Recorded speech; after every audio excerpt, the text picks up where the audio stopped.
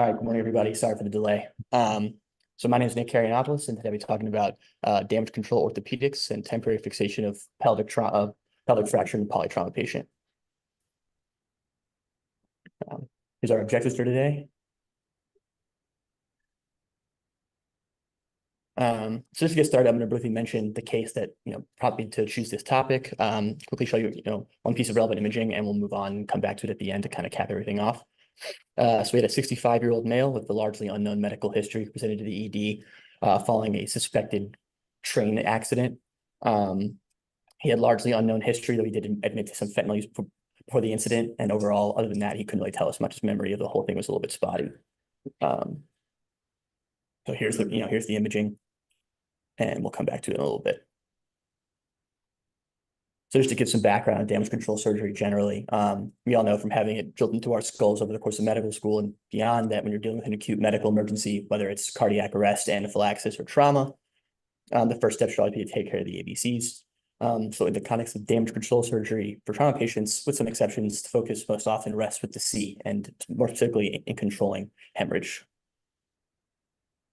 So in 1908, Pringle noticed that sometimes in trauma patients, definitive hemorrhage control wasn't really possible. And so abdominal packing was the best option to prevent more serious outcomes. And he obviously also famous for, inventing the Pringle maneuver for hemorrhage control. And decades later, Feliciano et al. Examined a similar principle with perihepatic packing as a temporizing measure in hepatic trauma patients. And they noticed a good survival in a kind of small cohort. And that kind of led to more studies in the following years to corroborate the finding. So one of these studies was Talbot et al. In 1992, and they examined temporizing measures in non-hepatic injuries in patients displaying the lethal triad after a trauma, so hypothermia, atherosis, and coagulopathy, which showed some preliminary increases in survival to discharge, which led to further studies like Rotondo et al. The following year, who demonstrated increased survival in what they called maximally injured patients who displayed one or more vascular injuries and two or more visceral injuries when using temporizing laparotomy procedures initially, as opposed to just going right to definitive treatment. The study is also the first time the phrase damage control was formally used. So at the highest level, damage control surgery is a sequence of three objectives. First is expeditious control of hemorrhage and contamination without reconstruction. Second, resuscitation and correction of physiologic derangement to the best of your ability. And third is to lead into planned reoperation and removal of hardware/temporizing measures and move on to definitive repair. And so all these principles were developed in the context of abdominal trauma. They were obviously rapidly adopted and modified to fit the needs of other trauma specialties like orthopedics and thoracic surgery. So Scalia et al. Was one of the earliest studies to examine the principles of damage control surgery in orthopedics, and they looked at the use of external fixation for femur fractures in polytrauma patients as compared to just immediate IM nailing. They found significantly shorter OR times, which makes sense considering the less complicated nature of the procedure, with a median OR time of 35 minutes as opposed to 135 minutes in the IM nail, and significantly decreased average estimated blood loss, about a quarter in X-Fix as compared. 8. Okay, well, she usually gets here around 8:15. Yeah. I'm just going for a short walk, and I'll Okay. be back by then. So I'll speak to her about A it. quarter of that seen in IM nail patients. I don't know what Dr. Bo, can you mute your microphone? Could may not be for mold. I don't know. And decreased average estimated blood loss at about 90 mLs versus 400 in the X-Fix as compared to the IM nail group, which is obviously a pretty useful finding when it comes to dealing with these polytrauma patients. So before the advent of the more formalized damage control surgery protocols, orthopedic trauma was managed using the philosophy of early total care. Evidence at the time showed that delaying measures like intramedullary nailing for femur fractures for more than 36 to 48 hours in a critically injured patient was associated with longer ICU stays and increased rates of other hospital complications like ARDS and pneumonia. Patients were effectively deemed too sick to not operate on. But as damage control surgery developed, it was observed that this push for rapid definitive treatment often led to under-resuscitated patients that had then worse outcomes. So over time, the early total care or ETC model was phased out in favor of the damage control model, which I'm just going to call it DCO from now on, where vitals and labs like pH, urine output, coags, lactate, and base deficit, that kind of thing, were monitored until the patient was stable enough to undergo definitive treatment, which oftentimes, when managed appropriately, could still be done within that 36 to 48-hour window. One of the major reasons for the observed improvement in outcomes of the DCO model versus the TC was accounting for the second hit phenomenon. So beyond simply resuscitating and stabilizing a patient properly after trauma, surgeons also take into account the amount of stress the patient has already undergone when they experience the trauma, in addition to what they might experience if they undergo a long surgery. There are controlled inflammatory cascades that, in response to trauma, are often helpful from recovering from injury, but in the case of more serious trauma, a more widespread systemic inflammatory response can develop and lead to things like multi-organ systems failure, ARDS, again, decreased protection against infection, and ultimately death. As a result, in cases of major trauma, it's often important to weigh the benefit of definitive treatment against the potential cost of prolonged surgery to compounding that inflammatory response in a polytrauma patient. This is a good diagram that I found when I was going over everything that shows the kind of acute inflammatory window, that 2 to 4 day window after a trauma, where you want to make sure you don't compound the inflammatory response with the second hit of prolonged procedure. So what are the actual staging criteria when deciding to do damage control versus definitive treatment?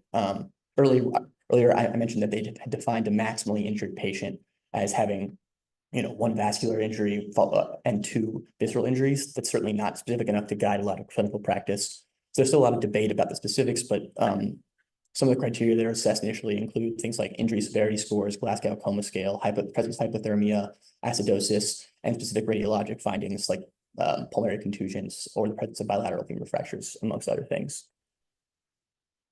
And certain lab values are also super useful. High levels of inflammatory markers are often looked at, like IL-6 on initial eval, along with the previously mentioned factors. But alongside that, there are also 3 lab values that are of pretty significant importance, which are the high lactate, base deficit, and pH.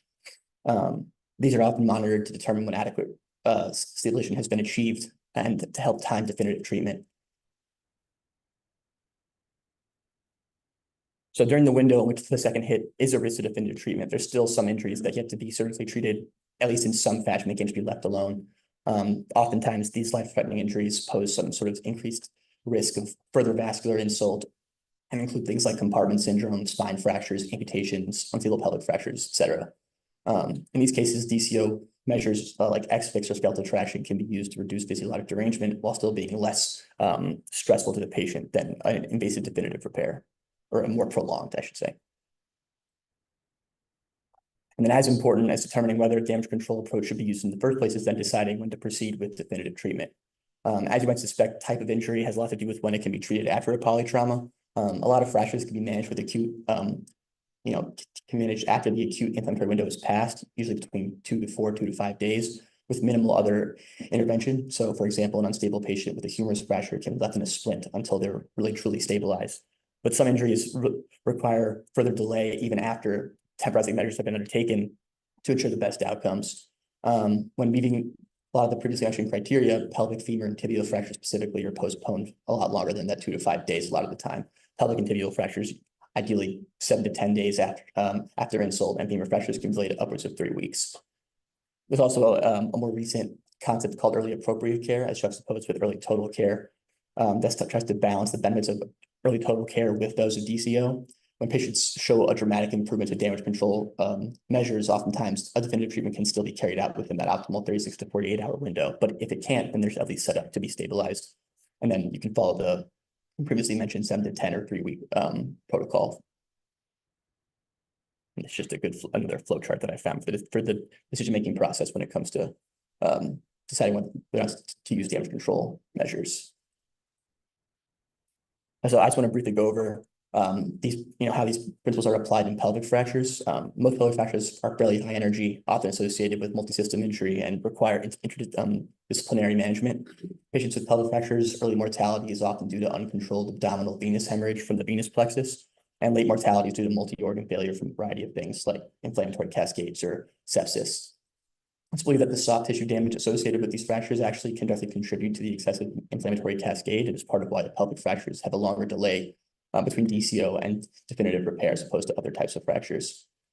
In keeping with the principles of damage control surgery, controlling early hemorrhage is the first priority and is often achieved by applying pelvic binders, giving them volume replacement, use of drugs like TXA to control bleeding, and interventions like embolization.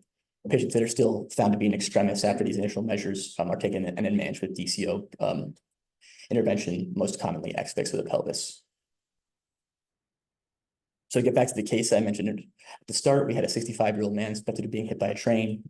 Most of his imaging was relatively unconcerning, but once we got to the pelvic X-ray, it was pretty clear that he had an open book fracture along with significantly accommodated fracture of the sacrum. Now, his vitals were also concerning for shock due to his soft blood pressure, tachycardia, and on physical exam, he had widely fluctuating GCS scores, inability to move his lower extremities, non-palpable right dorsalis pedis pulse, and a variety of abrasions and contusions, though he didn't have any notable sensory deficits, at least on initial evaluation. His labs were also concerning. He had low hemoglobin, low hematocrit, increased lactate. He also had increased venous lactic acid and decreased PCO2, which might indicate some level of acidosis, which, like I said, the acidosis with low pH and high lactate are two of the important lab values when trying to determine if someone is stable enough to do definitive treatment or if you want to go into DCO. It's just the X-ray of his pelvis after he put the pelvic binder on. So using the patient to summarize the principles that I just mentioned, he came in with a broken pelvis after a polytrauma. Once ABCs were taken care of, he was put into a pelvic binder. And a further exam showed signs of hemodynamic instability that was persisting and labs were concerning. He was taken to the OR for embolization to control the bleeding, which is stage 1 of DCO, expeditious control of hemorrhage. He then received the next fix of the pelvis to reduce physiologic derangement, stage 2, and then he was monitored until he could undergo definitive repair and removal of hardware. I believe he had actually underwent a ORIF of the pelvis. It's just the best X-ray I could find of his pelvis after the X-fix. And then these are my sources. And thank you very much.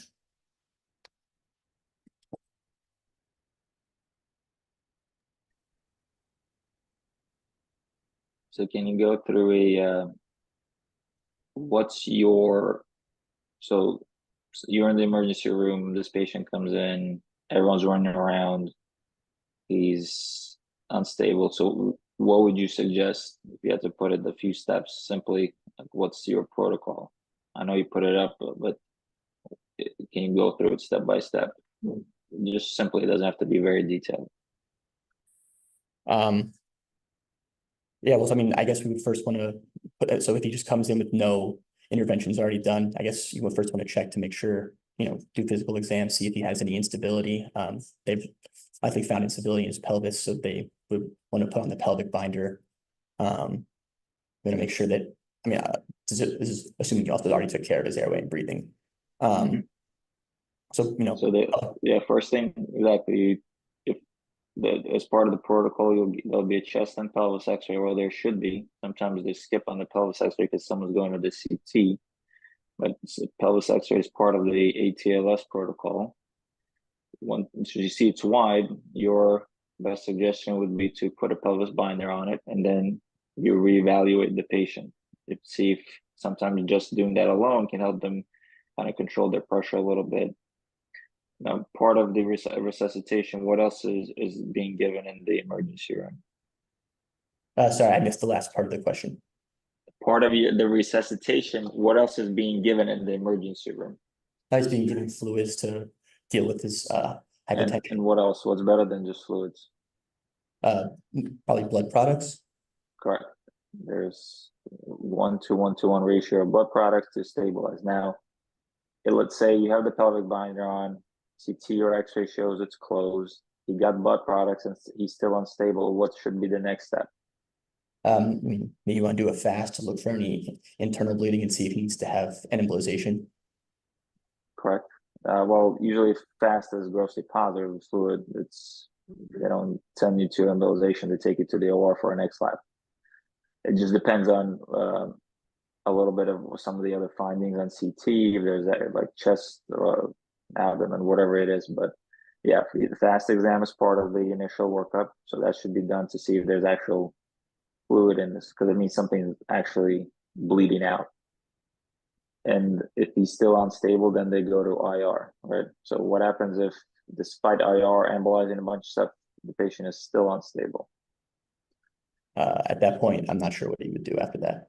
You go to the OR, and depending on some of the findings, that means something is critically wrong somewhere else. Because if it was just the pelvis, typically IR embolization, resuscitation, pelvic binder will help control from our standpoint. So unless someone has other injuries somewhere else, that typically gets you resuscitated, or at least to the ICU where it can be watched more closely. But if there's still instability despite fluids, control, and they're the fast, they're going to the OR. But the answer is not, oh, it's an open pelvis, call orthopedics, you need an X-fix immediately. No, there's a kind of a accepted step-by-step protocol of how to manage these kinds of patients, which you went through. But it's helpful for you as an orthopedist to know, because it's not uncommon that between the trauma or there's some vascular or the ER attending is down there, everyone's running around saying, "Call ortho, pelvis is open, we need an X-fix," or needs to go to the OR, when in reality it should follow a certain established protocol. And then usually at the very end is when orthopedics is needed in this, if they're need the pelvis stabilized. Got it. Thank you. How long can you keep the binder on? And two, why is the X-fix not permanent treatment? Why do you have to do something later? As you said, the next step is reconstruction later. Well, the X-fix is, I mean, I as far as how long you keep the pelvic binder on, I don't know exactly what the limit is, but usually they keep it on just until they can be taken for some sort of other stabilizing measure. But why you wouldn't want to keep the X-fix as opposed to doing an ORIF? I guess you don't want to just have someone walking around with external hardware on them. I feel like it's probably not ideal, but there's a more specific answer that you're looking for. I'm not entirely sure. The pelvic binder is usually not more than 48 hours, but you should at 24 try to check the skin, because the limit is the pressure that it puts on the skin. So you want to make sure you're not breaking down or developing ulcers or wounds around it. But usually recommended not more than 48 hours, because complications start to occur. But maybe sooner in someone who has poor biology, older. So you have to, at 24 hours, you want to start kind of checking around the binder. And do use the external fixator as a definitive treatment. It just stays on for 6 to 8 weeks. Because that's after 8 weeks, the pins are starting to get loose. It can be used as a definitive and then taken off, depending on the fracture pattern. Thank you. That makes sense.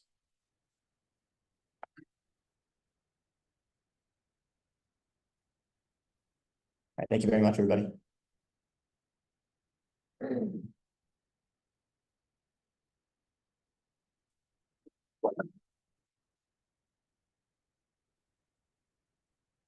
Our presentation for today.